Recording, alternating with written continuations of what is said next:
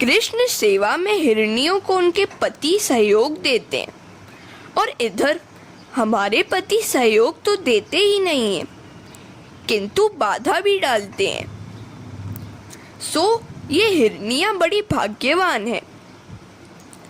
हमसे तो वृंदावन की हिरनियां भी श्रेष्ठ हैं कि कृष्ण सेवा में वह अपने पति का सहयोग पा सकती हैं। सखी, मैं तुम्हें क्या क्या बताऊं।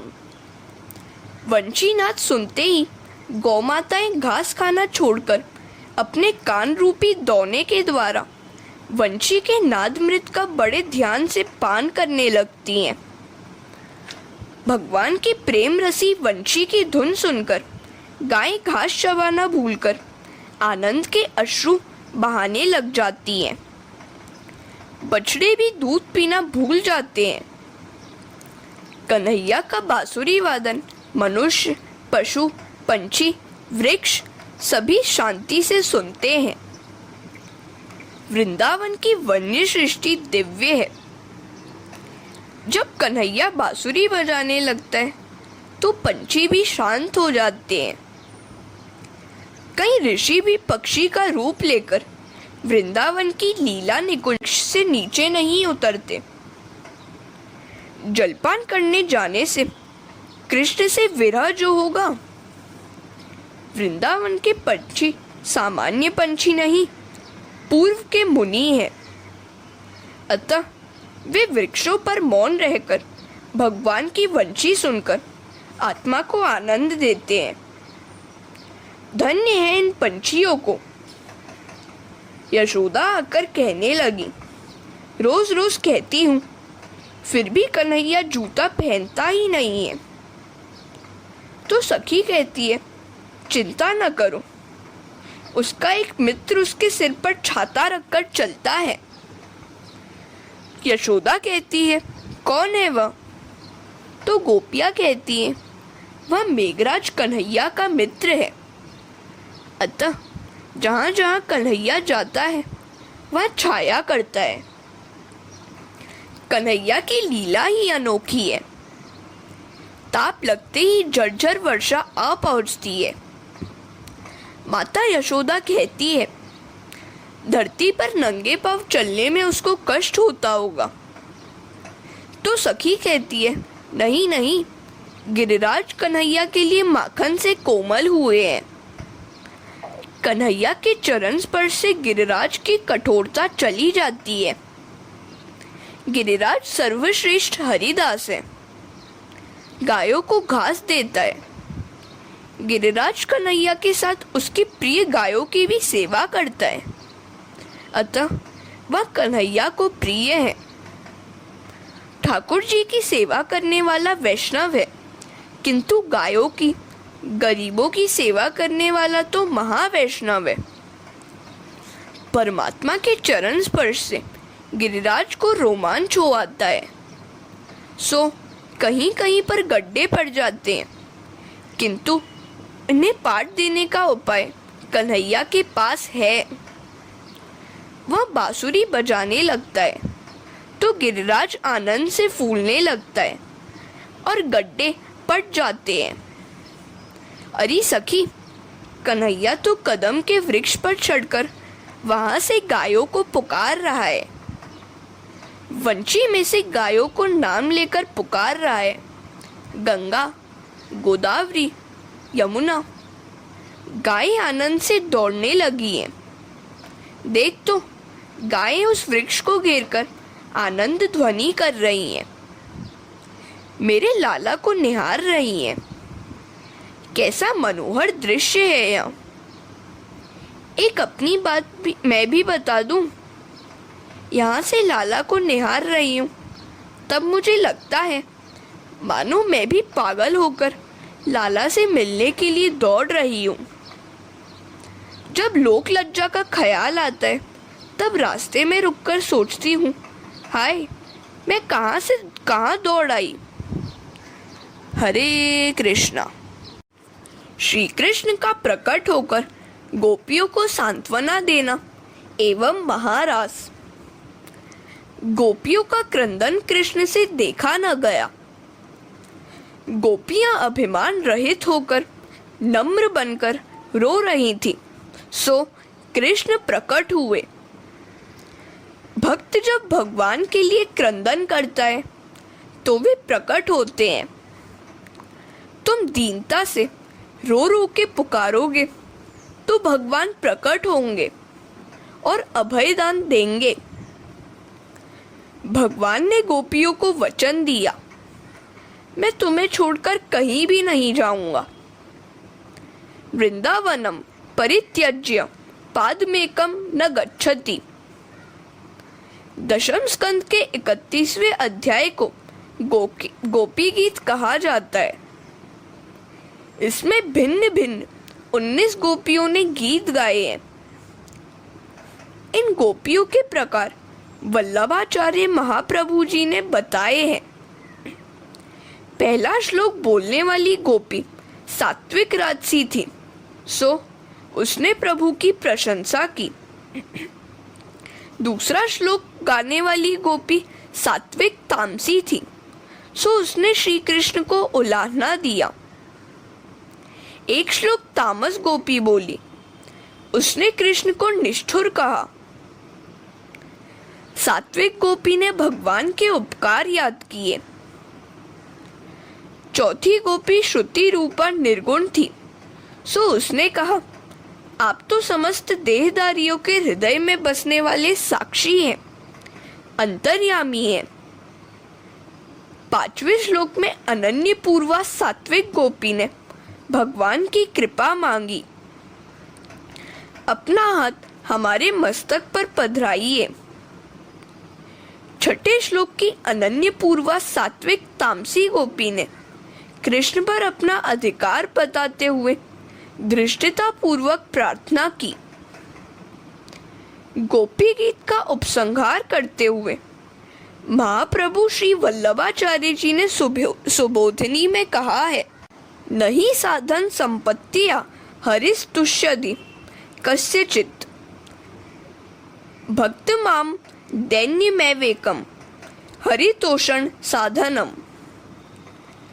भगवान साधन संपत्ति से संतुष्ट और प्रसन्न नहीं होते।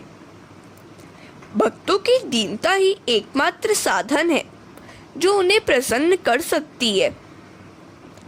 गान और प्रलाप निष्फल रहे तो गोपियों में दैन्य भाव जागा और वे रोने लगी।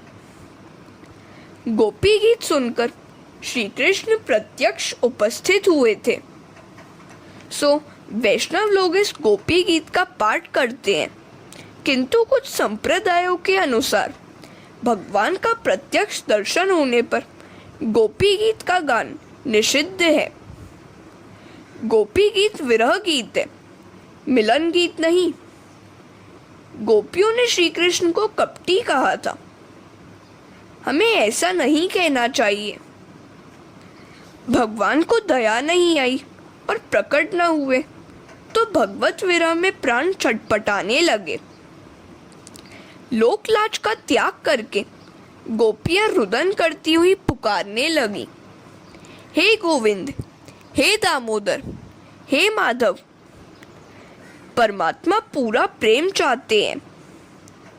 पागल बने बिना परमात्मा नहीं मिल पाते। कामांध काम के पीछे, लोभी धन के पीछे और भक्त भगवान के पीछे पागल बनता है। जब तक जीव संसार के जड़ पदार्थों के साथ प्रेम करता रहता है तब तक ईश्वर को दया नहीं आती। परमात्मा को प्रसन्न करने का साधन वही है कि जीव विरह व्याकुलता से भगवान के लिए एकांत में आंसू बहाता रहे। हरे कृष्णा। कृष्ण प्रकट हुए तो सबको आनंद हुआ। कुछ लोग प्रेम करने वाले से प्रेम करते हैं, कुछ प्रेम न करने वाले के साथ भी प्रेम करते हैं, और कुछ ऐसे भी हैं जो किसी से भी प्रेम नहीं करते। प्रेमदाता के साथ प्रेम करने वाला स्वार्थी है। बालक प्रेम न भी करे फिर भी माता पिता तो उससे प्रेम करते ही हैं।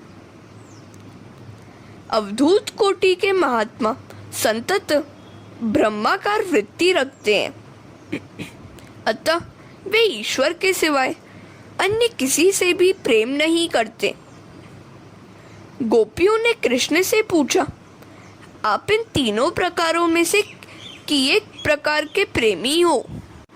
जब गोपियों ने ऐसा पूछा कि किस प्रकार के प्रेमी हो, तो कृष्ण ने कहा, सखी, मैं तो इन सभी प्रकारों से परे हूँ। तुम्हारा प्रेम मैं जानता हूँ। मेरे वियोग से तुम्हें दुख तो हुआ, किंतु विशिष्ट योग का दान करने के लिए ही मैंने वियोग दिया था।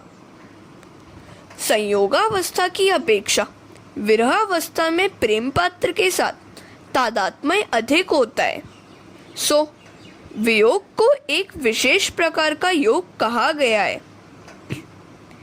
इस योग का दान करने के लिए ही श्री कृष्ण अदृश्य हो गए थे और इस प्रकार गोपियों को अधिक निकट लाया गया। गोपियां ऐसी तल्लीन हो गईं कि विरह होने पर भी अंतरंग में उन्हें संयोग की अनुभूति हुई। इस वियोग में तुम्हारी अपेक्षा मुझे ही अधिक व्यथित होना पड़ा। तुम तो एक दूसरे को सांत्वना देती थी। व्याकुल ललिता को विशाखा सांत्वना देती थी, तो विशाखा को चंद्रावली, किंतु इधर मैं तो अकेला ही रोता रहता था। मुझे सांत्वना देने वाला तो कोई भी न था। सखी, तुम सब मेरी ही हो, किंतु तुम्हें अभिमान हो आया था। उस अभिमान को मिटाकर तुम्हारा मन अपने में केंद्रित करने के हेतु तुमको विराग्नि में मुझे जलाना पड़ा। मेरे प्रति कुभाव न रखो। देवों की आयु लेकर भी तुम्हारी सेवा करूं, तो भी मैं तुम्हारे प्रेम का ऋण चुका नहीं पाऊंगा। देवों की आयु तो ले ली, फिर भी प्रेम का ऋण न चुका पाऊं तो क्या? अब मैं तुम्हें छोड़कर कहीं भी न जाऊंगा। जीव मात्र गोपी है, वह विशुद्ध होकर नम्रता से प्रभु के पास जाए तो वे अवश्य दर्शन देंगे। मैं तो तुम सबका जन्म जन्मांतर का ऋणी हूँ। मैं तुम सबके ऋण से कभी उत्तीर्ण नहीं हो पाऊंगा। मेरी सखियों, तुमने मेरे लिए घर गृहस्थी की वे जंजीरें तोड़ डाली हैं, जिन्हें योगी जन भी आसानी से तोड़ नहीं पाते हैं। हमारा यह मिलना सर्वथा निर्मल और निर्दोष है। यदि मैं अमर जीवन और अक्षर देह से अनंत काल तक तुम्हारी सेवा, प्रेम, त्याग के ऋण को मिटाना चाहूं, तो भी नहीं मिट पाएगा। तुम अपने सौम्य स्वभाव से ही मुझे उत्तीर्ण कर सकती हो। भगवान राम अवतार में हनुमान जी के ऋणी रहे और कृष्णावतार में गोपियों के। श्री रामचंद्र जी ने हनुमान जी से कहा था, प्रति उपकार करऊं का तोरा, सन्मुख होई न सकत मन मोरा। भगवान को अपना ऋणी बना लो। उनसे कुछ भी ना मांगोगे तो वे तुम्हारे ऋणी हो जाएंगे। श्री कृष्ण गोपियों के ऋणी हैं, तभी तो वृंदावन छोड़कर जा नहीं सकते हैं। वृंदावनम परित्यज्य पादमेकम न गच्छति। हरे कृष्णा। द्वारिका लीला में मर्यादा है और गोकुल लीला में प्रेम। श्री कृष्ण रस स्वरूप है। यह मिलन पांच भौतिक शरीर का नहीं था, क्योंकि वह तो वियोगाग्नि में जल गया था। यह तो आत्मा का रसात्मा से मिलन था। गोपियां ईश्वर से मिलने के लिए छटपटाती थी। वियोग में प्राण छटपटाते हैं, तब जीव ईश्वर से मिल पाता है। परमात्मा से वियोग ही सबसे बड़ा रोग है। श्री कृष्ण का विरह ही कठिनतम दुख है। प्रभु के विरह में संसार से खिलवाड़ करने जैसा महापाप और कौन होगा। विष्ठा का कीड़ा विष्ठा में ही आनंद का अनुभव करता है। जीव की भी यही दशा है, उसे विषय में ही सुख दिखाई देता रहता है। जीव भोगी है सो दुखी होता रहता है। जीव जब तक मिलने के लिए व्याकुल नहीं होता तब तक ईश्वर मिल नहीं पाते। रासलीला में अद्वैत है। योग का अर्थ है जीव और ईश्वर का अर्थ है संयोग। रासलीला महायोग है। वियोगाग्नि में गोपियों के 5 भौतिक शरीर जल गए। रसस्वरूप प्रभु का चिंतन करती थी। ऐसा होने पर ही प्रभु से मिलन हो पाता है। शरीर मलिन है सो जले बिना उसका प्रभु से मिलन नहीं होता। सतत भजन करते रहने के कारण भक्तों का शरीर दिव्य बनता है और वे ईश्वर को प्राप्त कर सकते हैं। इस लीला में प्रेम है, मोह नहीं। प्रेम अंतरंग में होता है, मोह बहिरंग में। प्रेम को त्याग की अपेक्षा है, मोह को उपभोग की। प्रेम विरह से पुष्ट होता है, मोह संयोग से। वियोग में प्रिय पात्र का सतत स्मरण होता रहता है। वियोग तो विशिष्ट प्रकार का योग है। श्री कृष्ण ने ऐसे विशिष्ट योग का दान गोपियों को दिया। रासलीला में लौकिक कामाचार था ही नहीं। सभी की अवस्था 11 वर्ष से नीचे की थी। ऐसे छोटे बालकों के मन में काम वासना कैसे हो सकती है।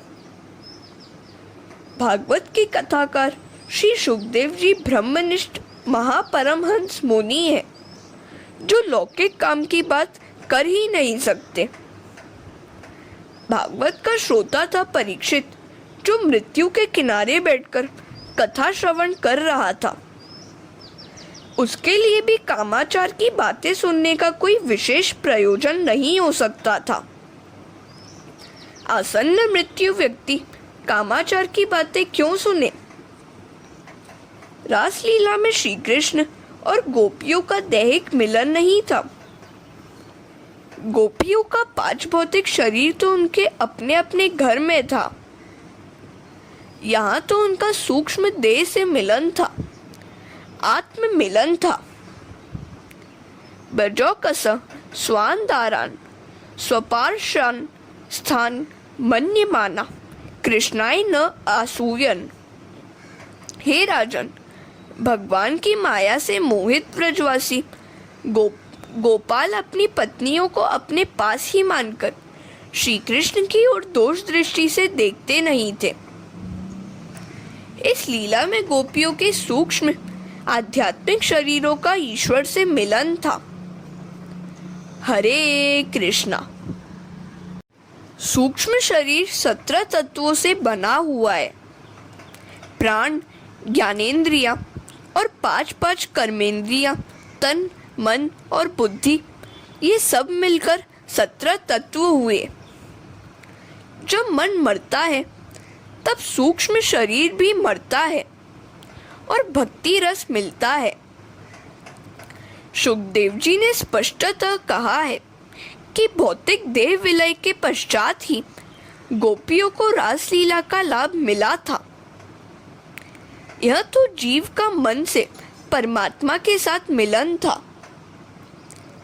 गोपियों के लिए प्रयुक्त विशेषण देखिए। व्रजस्त्रिथा कृष्ण ग्रहीत मानसा। यहाँ मन शब्द का प्रयोग है, शरीर शब्द का नहीं। श्री कृष्ण ने जिसका मन हर लिया है वे है गोपियां। इस लीला का चिंतन करने से काम विकार नष्ट होता है। भागवत के 10वें स्कंद के 33वें अध्याय का 40वां श्लोक देखिए। भक्तिम पराम भागवती प्रतिलभ्य काम हद्रो गमाश्व पहिनोत्य चिरेण धीर। व्रजवासी नारियों की भगवान के साथ ही क्रीड़ा को जो धीर मनुष्य श्रद्धा पूर्वक श्रवण और वर्णन करता है, वह भगवान की परम भक्ति पाकर हृदय के रोग रूप कामदेव से मुक्त हो जाता है। आरंभ में गोपियों ने कहा है, हम सभी विषयों का त्याग करके आई हैं, यहाँ तक कि अपने स्त्रीत्व का भी हमने त्याग किया है। उन्होंने अंत में कहा है, हमारे हृदय में यदि कुछ मालिन्य काम हो तो उसे मिटा देना। गोपियों के काम संबंधी वचन कुछ लोगों को अखरते हैं, किंतु उनके आरंभ और अंत के वचन भी ध्यान में रखने चाहिए। रासलीला का श्रद्धा पूर्वक श्रवण और वर्णन करने से भगवान के चरणों में पराभक्ति प्राप्त होती है और शीघ्र ही वह हृदय रोग काम विकार से मुक्ति दिलाती है। उनका काम भाव हमेशा के लिए नष्ट हो जाता है। रासलीला के पहले अध्याय में परमात्मा का आत्मा के साथ रमण है, जिस प्रकार प्रभु का सर्वांगों के साथ रमण है। भागवतकार जानते थे कि लोग कई आशंकाएं करेंगे, सो उन्होंने स्पष्टता भी की है। राजा परीक्षित ने भी कुछ प्रश्न किए थे। परीक्षित ने सुखदेव जी से पूछा, गोपियां तो श्री कृष्ण को अपना परम प्रियतम मानती थी, उनमें ब्रह्म भाव नहीं था, अर्थात वे प्राकृत गुणों में आसक्त थी, तो गुणों के प्रभाव रूप इस संसार से उनकी निवृत्ति कैसे हो पाई? सुखदेव जी कहते हैं, ईश्वर का चिंतन करते करते जीव स्वयं ईश्वर बन जाता है। शिशुपाल द्वेष भाव से प्रभु का चिंतन करता हुआ प्राकृत शरीर का त्याग करके उनका पार्षद बन गया, तो गोपियों का कृष्णमय बन जाना कोई आश्चर्य की बात नहीं है। राजन, रास में श्री कृष्ण का रमण गोपियों के शरीरों के साथ नहीं है। उनके 5 भौतिक शरीर तो अपने अपने घर में थे। यहाँ तो परमात्मा के साथ गोपियों के आधिदैविक आध्यात्मिक स्वरूप का मिलन है। शरीर चाहे जहाँ रहे, मिलन तो मन से होना है। शरीर जहाँ भी हो, गति तो मन की भावना है। हमने इस विषय में वृत्त और अवृत्त नामक 2 ब्राह्मणों का दृष्टांत दिया है। हरे कृष्णा। 33वें अध्याय में राजा परीक्षित ने एक और प्रश्न पूछा, पूर्ण काम होते हुए भी श्री कृष्ण ने ऐसा निंदनीय कृत्य क्यों किया? सुखदेव जी कहते हैं, तेरे मन में ऐसी अमंगलमयी बात कैसे आई? यह कोई स्त्री पुरुष का मिलन नहीं था, जीव और ईश्वर का मिलन था। यह रासलीला 6 मास तक चली थी। क्या 6 मास तक व्रजनारियां अपने घर से बाहर रह सकती थी? इसी बात से तो सिद्ध होता है कि यह तो जीव का प्रभु से मिलन था। परमात्मा का लीला अगम्य है। ब्रह्म का ब्रह्म के साथ विलास ही रास है। श्री कृष्ण तो गोपियों में ही नहीं, गोपियों के पति में और सभी देहधारियों में आत्मा रूप से विराजित है। वे तो ईश्वर हैं, सभी के साक्षी हैं और सभी के परम पति हैं। भगवान श्री कृष्ण आत्मा है, राधा जी आत्माकार वृत्ति है, गोपियां आत्माभिमुख वृत्तियां हैं। छोटा बालक निर्विकार भाव से दर्पण में दिखाई देते हुए अपने प्रतिबिंब से खेलता है। इसी प्रकार इस लीला में आत्मा का आत्मा के साथ रमण है। रमे रमेशो व्रज सुंदरी भिर्यार्मक स्वप्रतिबिंब विभ्रम। इस रासलीला का चिंतन मनन करने से बुद्धि स्थिर होती है। बुद्धि तो चंचल है। 5 विषय उस पर अधिकार जमाना चाहते हैं, किंतु बुद्धि तो एक ईश्वर को ही अर्पण की जानी चाहिए। जीव का सच्चा पति ईश्वर ही है। गीता में अर्जुन से श्री कृष्ण ने कहा है, अपनी बुद्धि तू मुझे दे दे। काम अदृश्य है, इस अदृश्य काम को मारना है। वह सबको मारता रहता है। क्रोध, लोभ आदि चले जाते हैं, किंतु अनेक अनर्थों के मूल काम का जाना बड़ा कठिन है। जिसका काम मरा, उसका संसार भी मर जाता है, हाँ मुक्त हो जाता है। अगर काम को जीतना है तो केवल दूध और चावल का ही भोजन करो। रात्रि के समय गोपाल जी की पूजा और रास लीला का पठन करो। रात्रि के दूसरे प्रहर के समय काम अधिक सताता है, सो उस समय 12 बजे श्री कृष्ण का स्मरण और पूजा करोगे तो काम नष्ट हो जाएगा। किसी भक्त ने पूछा, श्री कृष्ण ने रात को 12 बजे ही क्यों जन्म लिया था? भगवान ने स्वयं उत्तर दिया, यदि मेरा कोई भक्त उस समय मेरी सेवा पूजा करेगा तो वह काम के अधीन नहीं हो पाएगा। जीव को काम से बचाने के लिए ही मैंने रात के 12 बजे जन्म लिया है। भागवत तो भवरोग की औषधि है, किंतु सभी व्रत नियमों का विधि पूर्वक पालन करना चाहिए। महापुरुष वेद शास्त्रों की मर्यादा का उल्लंघन कभी नहीं करते। स्वयं श्री कृष्ण भी ब्रह्म मुहूर्त के समय प्रातः 4 बजे शैया का त्याग कर देते थे। महाप्रभु वल्लभाचार्य जी त्रिकाल संध्या हमेशा करते थे। एक बार वे जगन्नाथ जी के मंदिर में गए। एकादशी का व्रत था। प्रसाद में सुखड़ी का मिला, लड्डू विशेष। अब करें तो क्या करें? समस्या आ पड़ी। प्रसाद के प्राशन से एकादशी का व्रत खंडित हो जाएगा और प्राशन न करने पर प्रभु के प्रसाद का अपमान होने जाएगा। उन्होंने सारी रात प्रसाद को हाथों में ही रखा और उसका गुणानुवाद करते रहे। द्वादशी का प्रभात प्रकट हुआ तो प्रसाद ग्रहण किया। महाप्रभु वल्लभाचार्य जी कहते हैं, विषय सुख में फंसे हुए विलासी के लिए यह पुष्टि मार्ग निषिद्ध है। विषयाक्रांत चिनाम नावेश सर्वथा हरे। हरे कृष्णा।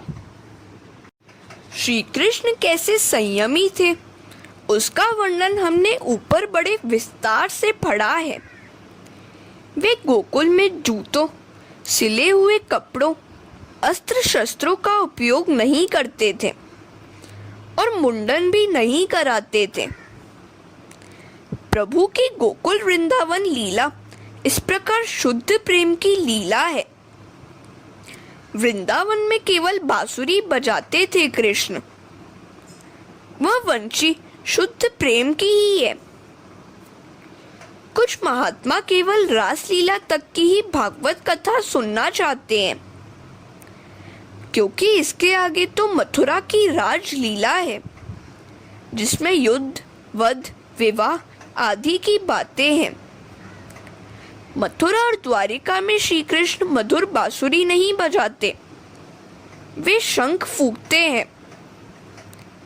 वेदों के मंत्र भोग परक होते हुए भी उनका तात्पर्य त्याग परक है, प्रभु के साथ तादात्म्य पाने से है।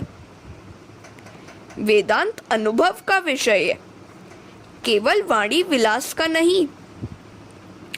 यदि जेब में से 5 रुपए का नोट गुम हो जाएगा तो परीक्षा हो जाएगी कि वेदांत के मंत्रों को तोते की भांति बोल लेने वाला वह वास्तव में वेदांती है भी या नहीं। 5 रुपए के नोट की कोई कीमत ही नहीं है, किंतु उस नोट के लिए अतिशय आसक्ति का होना बुरा है। वेदांतों के सिद्धांतों का अनुभव सरल नहीं है। गोपियों ने तो भक्ति का सरल मार्ग बतलाया है। लोगों को प्रेम लक्षणा भक्ति का मार्ग दिखाने के लिए ही कृष्णावतार है। प्रतिदिन रात्रि को इस रास लीला का चिंतन करो। बड़े बड़े महात्मा भी इस कामनाश के हेतु रात्रि को स्नान करके इस रास पंचाध्यायी का पाठ करते हैं। यह लीला चिंतनीय है, अनुकरणीय नहीं। इस लीला द्वारा ही भगवान ने काम का पराभव किया है। काम सबसे बड़ा हृदय रोग है। काम क्रोध को जन्म देता है। काम का विनाश होने पर कृष्ण निकट आ जाएंगे। रात्रि को सोने से पहले स्नान करो। गृहस्थ की शैया शुद्ध नहीं होती है। पवित्र कमली पर शयन करके रास लीला का पाठ किया जाए तो काम मरता है। जो वक्ता श्रोता इस लीला का मनन करेगा उसके काम का नाश होगा। रासलीला के बाद विद्याधर सुदर्शन की कथा आती है। ऐसा क्यों है? अपने सौंदर्य का अभिमान कभी न करो। सत्कर्म दीनता लाने के लिए ही है। प्रभु को दीनता प्यारी है। उद्धत व्यक्ति प्रभु को पसंद नहीं है। किसी भी जीव को शूद्र मानने वाला व्यक्ति भक्ति कभी अच्छे से नहीं कर सकता। जहां जहां दृष्टि दौड़े वहां ईश्वर का दर्शन करना ही दीनता है। दीनता तो प्रभु को प्रसन्न करने का साधन है। रावण की तपश्चर्या भी कुछ कम नहीं थी, किंतु उसमें भोग लालसा थी, दीनता नहीं। अपने को निरभिमानी बतलाने वाला भी सूक्ष्म रीति से अभिमानी ही है। हरे कृष्णा।